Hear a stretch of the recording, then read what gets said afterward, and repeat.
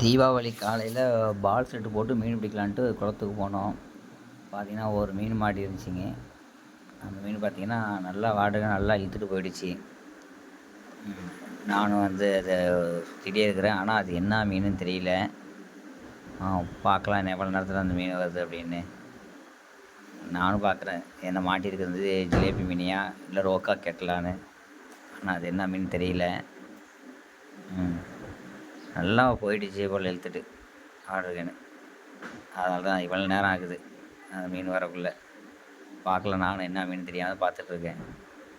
வரட்டும் பார்க்கலாம் அப்படின்னு. பாருங்கள் எவ்வளோ நேரம் சுற்றிட்டுருக்கேன். நல்லா அந்தளவுக்கு அது இழுத்துட்டு போயிருக்கேன் அந்த நேரம் ஃபுல்லாக.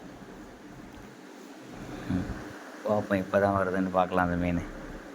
ஓரளவு கிட்ட வந்துருச்சுன்னு நினைக்கிறேன். அந்த பெரிய தண்ணியில் என்ன மீன் அது? அது மிருகாலுங்க, மிருகால் மாட்டியிருக்கு.